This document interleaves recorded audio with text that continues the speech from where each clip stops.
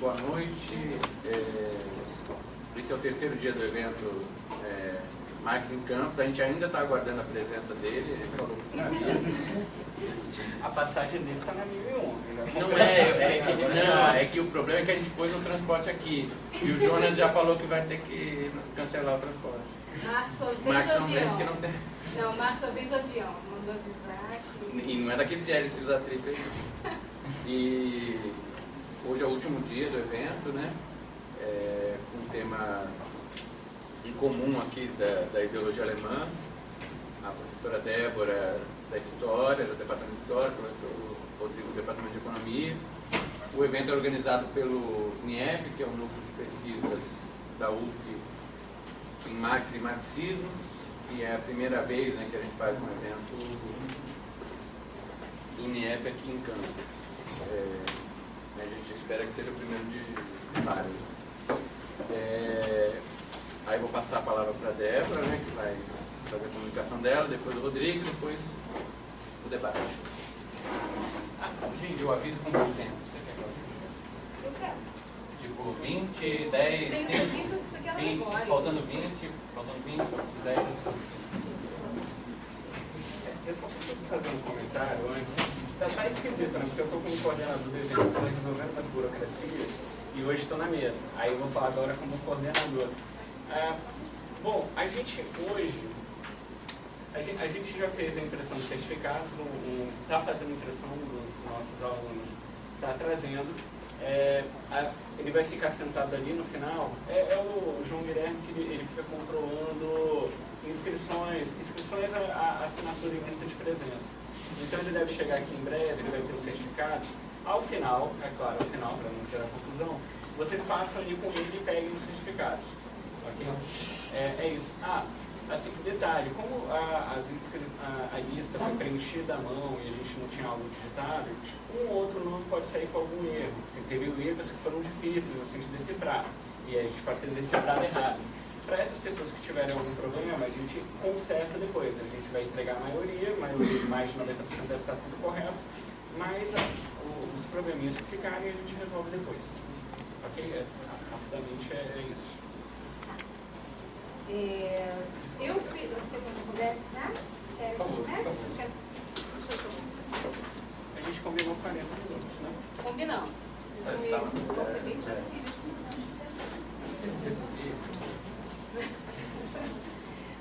bom, meu pedido ao Rodrigo é porque eu vou falar um pouco, como eu sou historiadora, essa é a minha perspectiva, né? Então já aviso que, embora exista o termo filosofia no título, que é em torno da ideologia alemã, filosofia e política nos anos da formação da teoria marxiana, eu não sou filósofa, né?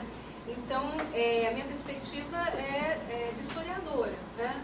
Estou analisando a ideologia alemã também como um texto, como uma fonte primária, e não pretendo traçar a filiação filosófica, as tradições filosóficas, né, que se alternaram aí na trajetória até derivar na ideologia alemã. Nisso, no ramo da filosofia, eu estou ainda dando passos, né, de tartaruga, porque é muito complexo. Em vista disso, eu queria falar um pouco sobre o manuscrito, né, que é a fonte historiográfica e também o objeto de análise de milhares de estudiosos de vários campos pelo mundo afora. Esse texto da ideologia alemã, ele foi publicado entre 1845 e 1846. Mas ele não foi publicado até 1932. Tá? O Marx e o Engels prepararam esse manuscrito para publicação. Né? Eles tinham um editor, e eu tentei fuçar nas cartas de Marx a Engels, são poucas desse período, mas estão na internet. Se eu conseguir localizar o nome do editor, né, eles citam vários nomes, possibilidades, mas como a gente não tem mais cartas, eu não consegui definir o editor que eles iam mandar, mas a coisa toda não deu certo. e o manuscrito, como diz o Marx lá na Crítica à Economia Política, foi deixado à crítica roedora dos ratos, né?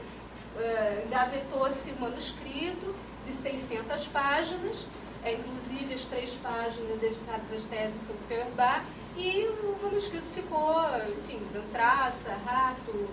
Quando desencavaram o manuscrito, aí ficou um hiato muito grande, porque há, como diz o Engels, né, como afirma o Engels lá em 1888, no livro que ele retoma a crítica aos hegelianos de esquerda, no livro Ludwig Feuerbach e o fim da filosofia clássica alemã, em 1888, quer dizer, alguns anos antes da morte dele. E lá nesse livro ele publica as teses sobre Feuerbach, mas não o manuscrito todo, de 600 páginas. E a gente sabe que, pelo que o Engels escreve, ele achou nos cadernos do Marx um manuscrito, mas achou que a única parte que valia mais a pena publicar as teses sobre Feuerbach.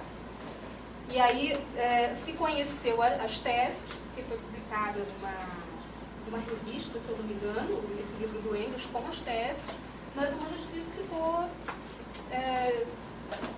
desconhecido ao mundo até a publicação. E foi publicado pelo Instituto Marx Engels Lenin de Moscou, numa iniciativa da Mega, que estava publicando a edição das obras completas do Marx e do Engels. Parece que as obras completas ficaram incompletas, porque eles retomaram muito depois da publicação, o trabalho de edição, enfim, sem os comentários e as críticas stalinistas que vinham junto nos anos 30, né, que caminhavam junto com as edições feitas por iniciativa lá do Comitê Central do Partido Comunista.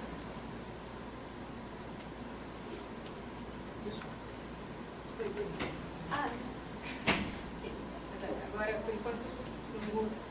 Bom, então, os autores falam, né, que a ideologia alemã ficou, então, desconhecida, permaneceu desconhecida para a segunda geração dos marxistas.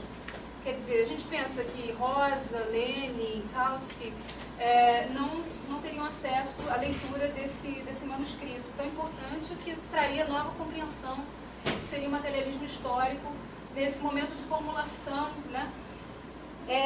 Eu tenho algumas dúvidas sobre isso, assim, com quem ficou o manuscrito, eu fico me perguntando, né? Historiador é assim, né? Fica querendo saber o circuito da fonte, aonde é que ele foi parar, e eu fico pensando que o Engels só pode ter deixado, isso é especulação, né? Não é ciência, é especulação. Eu fico imaginando que ele deve ter deixado com quem ele confiava e julgava que seria um receptáculo e um expoente do marxismo nos anos vindouros.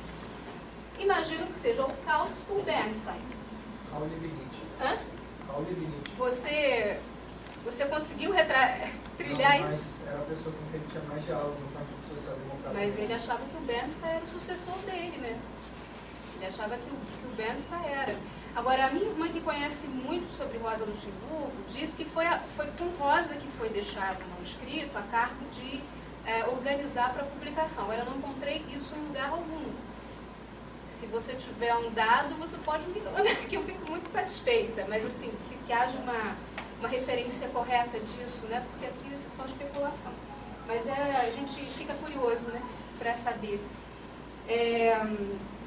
Bom, gente, o manuscrito foi editado pelo Rajazon, desculpa, é difícil falar, Rezanov, é com J, né? Rezanov, né? Que também foi afastado da edição da Mega, porque ele era um crítico, né? Ele foi preso, depois ele foi morto. Mas ele começou a publicar, ele já publicou em alemão, um manuscrito da ideologia alemã, ele publicou em alemão, uma versão em alemão, em 26, uma versão parcial, não completa, em 1926. Aí a gente já tem, quer dizer, como essa versão era muito mais crítica e entendendo a incompletude do manuscrito, das ideias, das formulações contidas na ideologia alemã, enfim, não foi muito bem aceita pela cúpula do partido, né?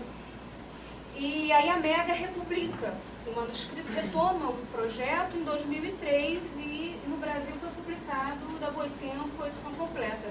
Só isso aqui. 600 páginas, na ordem que Marx e Engels deixaram o manuscrito. Isso é uma boa, né? Porque a gente pode saber como é que eles estavam pensando a composição da ideologia alemã, com as teses sobre Feuerbach no final. E, segundo o editor, que retomou o projeto, o primeiro capítulo sobre Feuerbach, foi escrito ao mesmo tempo que os capítulos sobre Bruno Bauer, né, e Stimmer, quer dizer, eles foram escritos ao mesmo tempo que ele estava fazendo a crítica aos hegelianos de esquerda. Ele estava formulando as ideias que são, do capítulo 1, que são muito mais conclusivas, né? Por isso que algumas passagens, alguns fragmentos que eu vou passar são do capítulo 1.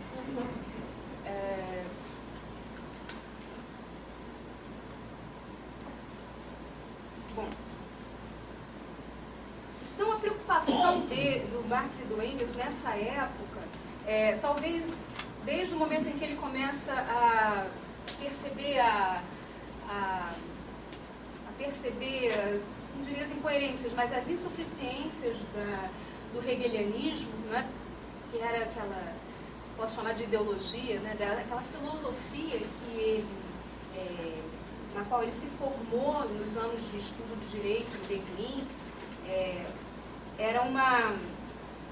passou a ser um desafio para ele e para o Engels, que também era hegeliano de esquerda, fazerem a crítica a essa filosofia que eles um dia abraçaram e que eles perceberam que tinha muitas insuficiências para interpretar principalmente a realidade política da Prússia naquele momento e depois do resto da Europa, porque eles foram exilados muitas vezes, foram exilados primeiro porque a Gazeta Renana, onde o Marx estava trabalhando, fechou, o Marx foi para Paris. Lá ele começou a empreender um projeto também de um outro jornal que não deu certo. O governo prussiano pediu ao governo francês que, enfim,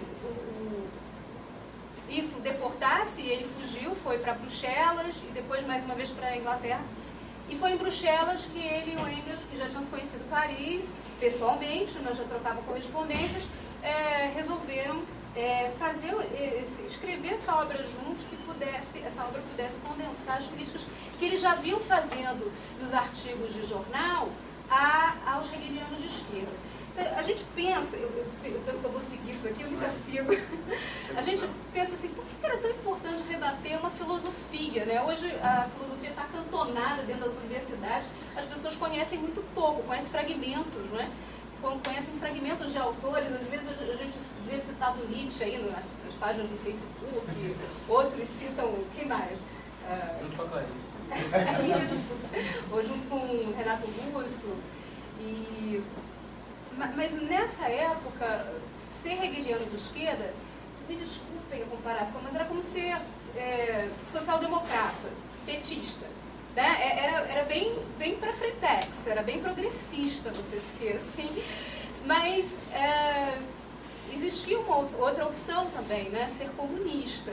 E o Marx, já na Gazeta Renana, onde ele virou editor depois da Gazeta Renana, publicando os artigos lá, ele percebia no debate, um certo debate implícito com outros jornalistas, o Ruge, que era companheiro dele, hegeliano de esquerda também, que as críticas dos hegelianos de esquerda eram críticas que não atingiam a realidade em si, porque eram críticas superficiais à medida em que os hegelianos de esquerda ainda acreditavam que aquele Estado que estava ali, com as suas imperfeições, era um Estado racional e que, passando por reformas e as reformas políticas acontecendo, esse Estado iria solucionar os problemas de pobreza, de miséria, de conflitos que existiam naquela sociedade ali,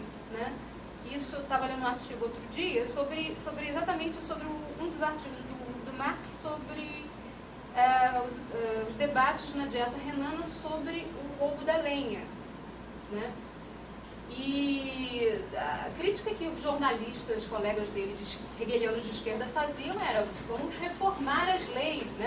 Era um debate acalorado, mas para o Marx, reformar as leis ou reformar a filosofia não ia transformar profundamente a realidade em que as pessoas viviam. Mas ainda assim, o Marx, nessa ocasião que ele trabalhava na Gazeta, que ele entendia esses debates, ainda não tinha percepção clara de quem era o sujeito que iria transformar essa realidade. Não estava claro para ele ainda quem transformaria essa realidade. Seriam os filósofos, como era concebido pelo grupo dos hegelianos, dos novos hegelianos, né? Seriam os intelectuais. O trabalhador, o proletário, ainda não era visto como aquele sujeito que, né, mediante a praxis, iria transformar a sua própria realidade, né? E a sua própria consciência, enfim, deturpada, equivocada. Senão não vou conseguir dar conta do recado. Eu fiz aqui uma longa exposição sobre a questão do hegelianismo nessa época, como ele imperava na universidade, nas academias e fora delas também, como Hegel se tornou o Papa, né, nesse momento, a referência para os intelectuais nesse momento, e como os intelectuais saudavam essa revolução filosófica que aconteceu. Esse é o caso do Heine, né, que dizia que a França tinha sua Revolução Francesa, a Alemanha tinha passado pela sua Revolução Filosófica com Kant, Fichte, Hegel, Schelling e Hegel. Quer dizer, esses intelectuais estavam abraçando um projeto político, né? Um projeto político que submetia a burguesia, porque essa burguesia não tinha participação política significativa, mesmo durante as revoluções liberais ela não adquiriu essa relevância, mas ela firmou uma aliança com a nobreza, que era a classe dominante dirigente, aquela via prussiana, né? Essas reformas que foram operadas no Estado e que foram conduzidas levaram a uma unificação em 1870, tornava a burguesia um agente secundário. Mas ela, parece que a maior parte dela estava, não diria satisfeita, mas acomodada com seu lugar ali.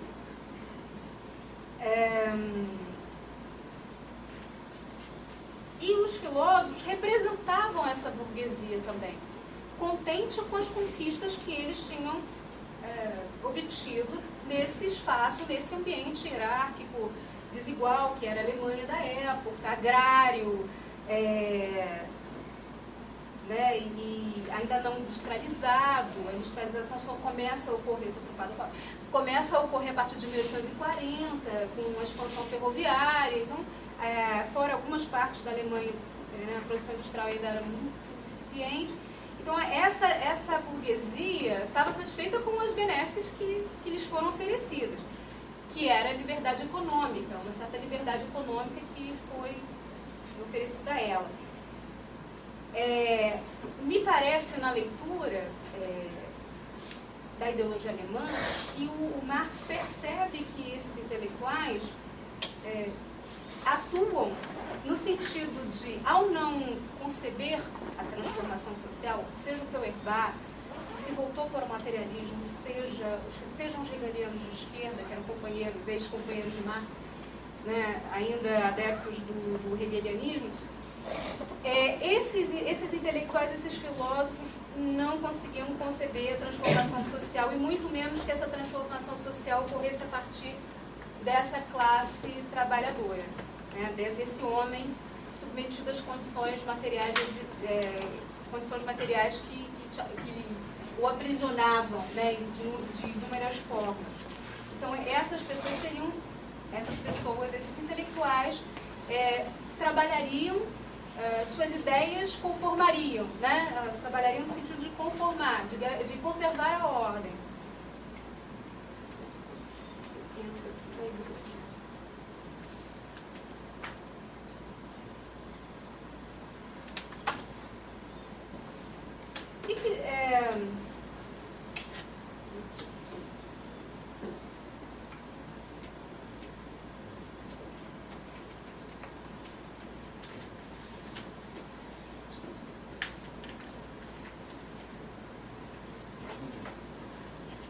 lá um monte de coisa. Exatamente, você está recomendando. Por isso que eu não gosto de fugir do papel. Bom, aí eu vou mergulhar no texto, né, problema da hora. Essa crítica aos hegelianos fica muito clara, inclusive o hegeliano que foi Feuerbach, fica clara nos extratos do primeiro capítulo da ideologia alemã, né?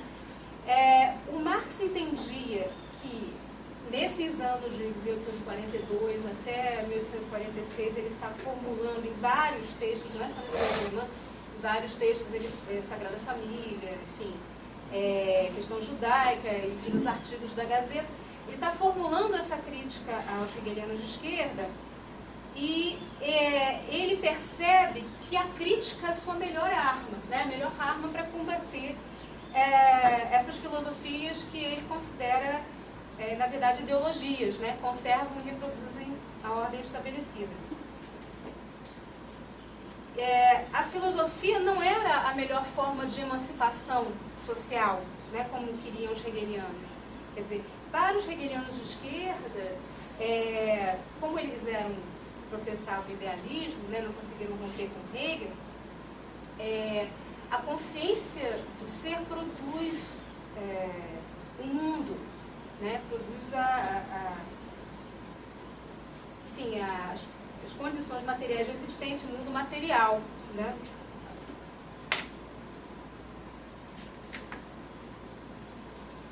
E a tendência, por meio do processo do desenvolvimento do processo histórico, a tendência é que essa consciência se transformasse numa consciência cada vez mais nacional.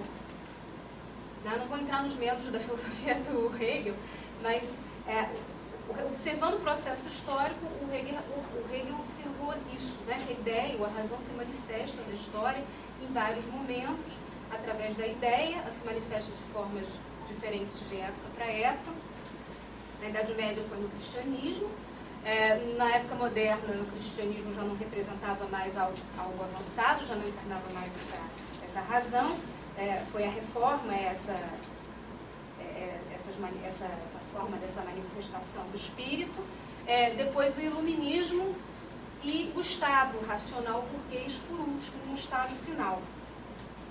E aí, os hegelianos de esquerda ainda acreditavam que esse desenvolvimento ele tenderia a ocorrer, né? E que no final desse desenvolvimento convergiria para o absoluto, que é essa plena restituição da consciência do ser, né? E já que o conhecimento é ilimitado, né, o homem teria de novo, sujeito e objeto estariam unidos de novo mais uma vez. Eu não estou preocupada com o negócio da hora.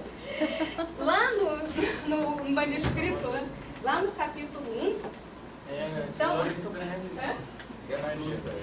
Lá no capítulo 1, então, ele vai, de uma forma bem reverente, criticar esses hegelianos de esquerda, chamando de heróis, né, dizendo que existe uma oferta vasta de filosofias no mercado alemão, que estava saturado, da pior qualidade, adulteração da matéria-prima, falsificada, de etiquetas. Quer dizer, o Marx é muito reverente nisso, né? Quer dizer, existem 1000 filosofias, todas elas, inclusive, fazendo a crítica ao Hegel, os hegelianos de esquerda, Feuerbach fazendo a crítica, Bruno Bauer fazendo a crítica, lançando livros que fariam crítica, superariam Hegel, tenderiam a superar, e todos eles, segundo Marx, inócuos, né?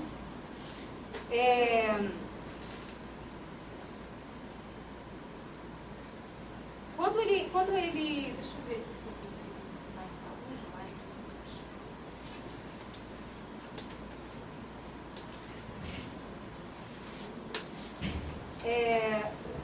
Quando ele vai fazer a crítica, então, aos hegelianos de esquerda, ele vai, como eu já disse, né, mostrar que não basta você transformar ou substituir a consciência de uma época que está, por alguma razão, distorcida, né, segundo os hegelianos de esquerda, estaria distorcida, estaria em congruência com o avanço desse desenvolvimento histórico.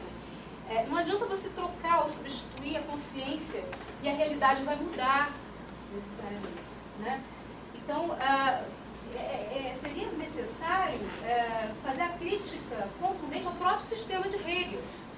E aí, esse pedacinho não é da ideologia alemã, esse pedacinho é do Capital. Eu acho que aqui, essa virada de cabeça para baixo do método hegeliano fica tão claro ali, né? Meu método dialético não é só diferente do hegeliano, é seu oposto direto. Para Hegel, o processo vital é o do cérebro, isso é, o processo do pensamento, o qual, sob o nome de ideia, a ideia, ele até transforma em um sujeito independente. É o demiurgo, o criador do mundo real, e o mundo real é somente a forma exterior e sensível da ideia.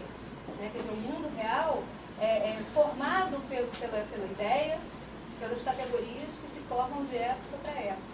Para mim, ao contrário, a ideia nada mais é do que um mundo material refletido pela mente humana e traduzido em formas de pensamento. Para Hegel, está de cabeça para baixo. Ela deve ser desvirada outra vez. Né? Quer dizer, então a ideia também, como a consciência, é condicionada por esse mundo material, né? Pelas condições materiais de existência que o sujeito encontra ao nascer, né? Que ele herda e que ele vai transformar também, que ele pode transformar. E aí, vou apressar, essa é a crítica ao Feuerbach, né? Quando o Feuerbach se volta para o materialismo, buscando fazer a crítica ao Hegel, o Feuerbach inverte a lógica idealista, fazendo uma crítica à religião. Todos eles eram críticos da religião, né? O problema é que a religião estava impregnando o Estado e a sociedade alemã. Os textos, os discursos, a política. O Feuerbach, então, vai dizer que não é Deus, pensamento hegeliano, não é Deus que produz o homem, mas o homem produziu Deus, o homem criou Deus, né? E a consciência, portanto, é produto do meio material. Só que ele não compreende que a atividade sensível, o Maraca falou sobre isso, né, sobre a praxis, ele não compreende que a atividade sensível do homem seja parte desse meio material. Né? E esse meio material, se esse meio material se transforma, quem é que transforma o meio material? Alguém tem que transformar. Ou você considera que o homem pode agir sobre o meio, sobre as condições que ele herda, né, e condições materiais que ele herda, ou você pensa que algo supra-humano vai vir e revolucionar e transformar essa realidade material.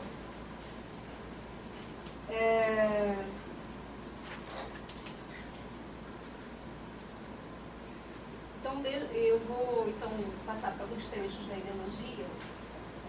Mais um pedaço em que ele faz a crítica aos hegelianos. Aqui ele fala dos velhos e dos novos hegelianos. É uma pequena diferença entre elas. Os velhos hegelianos haviam concebido que tudo tão logo fosse reduzido a uma categoria lógica de Hegel. Os jovens hegelianos criticavam tudo ao introduzirem subrepticiamente representações religiosas em tudo ou ao declararem tudo como teológico. Quanto à fé no domínio da religião, dos conceitos e do universal no mundo existente, os jovens hegelianos concordavam com os velhos hegelianos. Só que uns combatiam com usurpação o domínio que outros celebravam como legítimo. Né? Os jovens hegelianos não acreditavam que se tinha chegado no momento o ápice, né, da razão, do espírito, de realização, de autorrealização do espírito. Ainda faltava um passo a seguir, que era criar essa unidade entre a consciência e o ser, que essa consciência estava deturpada, né? E o Marx diz, essa consciência está deturpada, né, ou equivocada, invertida, porque a realidade está invertida. Então, você precisa mudar a realidade, que a consciência mudará. E não o contrário. Né?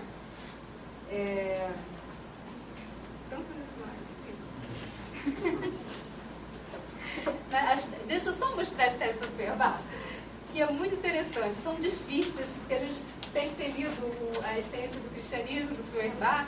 O Engels tem uma carta de 45